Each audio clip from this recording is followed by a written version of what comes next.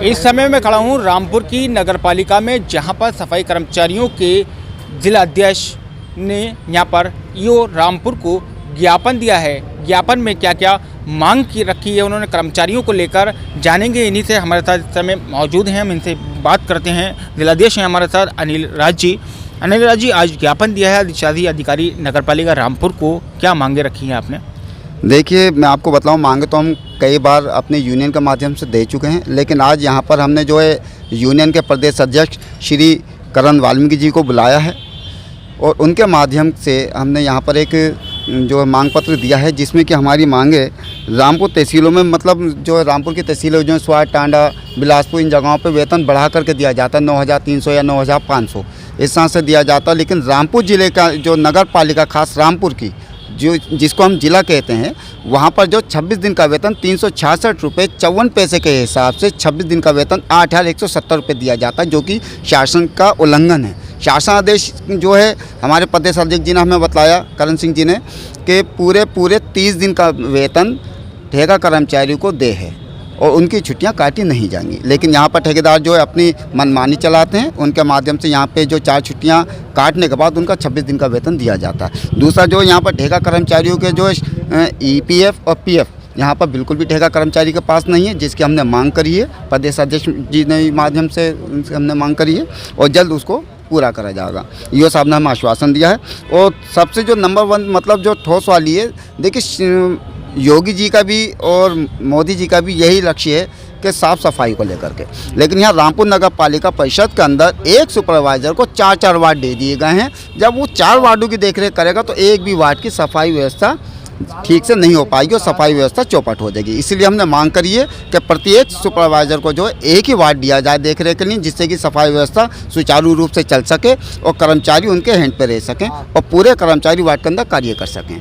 यही हमारा कहना है और यही हमने मांग करी है। और ईओ साहब ने, अधिशासी अधिकारी महोदय ने हमें आश्वासन दिया कि जल्द इसको पूरा करा जाएगा। और जो हमारे सफाई कर्मचारी जो पढ़े लिखे ग्रेजुएट हैं, जो सफाई का कार्य कर रहे हैं, उनके लिए हमने मांग करी है कि शासन आदेशानुसार, योग्यता अनुसार उनको जो है सुपरवाइजरी की पोस्ट पर रखा जाए। ऐसी हमने मांग करी। अधिशासी अधिकारी महोदय ने हमें जो आश्वासन दिया, हमारे प्रदेश अध्यक्ष जी को आश्वासन दिया है। और इन समस्याओं का समाधान अगर नहीं होता है तो फिर हमारी यूनियन जो है कुछ और करेगी, आंदोलन भी करेगी, मतलब जो भी हमसे बन सकेगा।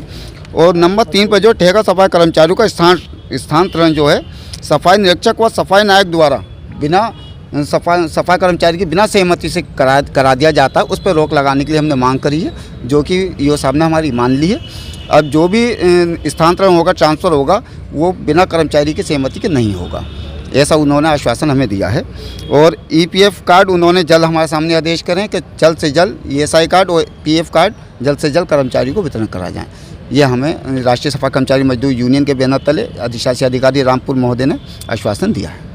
हमारे साथ प्रदेश अध्यक्ष भी हैं, जो कि यहाँ पर पहुँचे थे, लोगों के बीच में पहुँचे थे और उन्होंने भी रामपुर अधिशासी अधिकारी से मुलाकात की है, ज्ञापन दिया है। उन्होंने भी कुछ सफाई कर्मचारियों की मांगे रखी हैं, जानेंगे इन्हीं से। ये आज रामपुर नगर पालिका में अधिशासी महोदय से कर्मचारियों के संबंध में वार्ता हुई थी। इसमें पहली मांग है, रामपुर तहसीलों में नगर पालिका नगर पंचायतों में जो ठेका कर्मचारियों को 360 रुपये 54 पैसे के हिसाब से 8,170 रुपये दिए जाते हैं। और आपका रामपुर में कितने? रामपुर में ये दिए नहीं, रामपुर में 8,170 रुपये दे रहे हैं। और मैं कितने 9,000 कुछ रुपये और नगर पंचायतों में दे रहे हैं। दूसरा, सुपरवाइज़र को वार्ड, बहुत यहाँ सुपरवाइजरों पर 4 वार्ड हैं, उन सुपरवाइज़रों को हर वार्ड में एक सुपरवाइज़र होना चाहिए, जो कि ईओ साहब ने हमें आश्वासन दिया है कि जल्द से जल्द इस पर कार्रवाई करेंगे। फिर हटाए गए सफाई कर्मचारियों को पुनः कार्य पे वापस लेने के लिए इस विषय में बात हुई थी, तो ईओ साहब उस पर जल्द से जल्द कार्रवाई करने के लिए आश्वासन दे दिया है। एक ठेका सफाई कर्मचारी स्थानांतरण सफाई निरीक्षक व सफाई नायक द्वारा किया जाता है, जो कि असंवैधानिक है। इसे अधिशासी अधिकारी महोदय के द्वारा ही कर्मचारी की सहमति से करा जाए। PF कार्ड जल्द से जल्द कर्मचारियों को देने के लिए वितरित करने का आदेश कर दिया है। और हमारी यूनियन की मांग है, हमारी मांगें पूरी नहीं होती है तो हम इसके बाद फिर आंदोलन करेंगे, जिसकी जिम्मेदारी नगर पालिका प्रशासन वन जिला प्रशासन की होगी। धन्यवाद।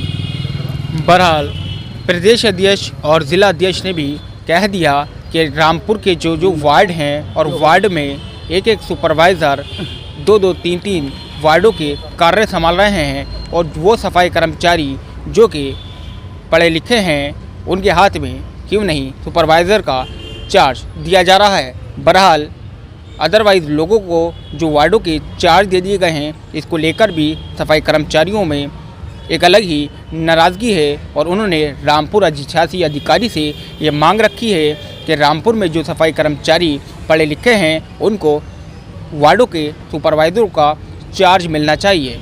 हमारे साथ और यहाँ पर सफाई कर्मचारियों की जो मांग लेकर यहाँ पर पहुँचे थे हमारे साथ हैं। भाई साहब, क्या नाम है अपना? धर्म कुमार वाल्मीकि, यूनियन प्रदेश उपाध्यक्ष जी।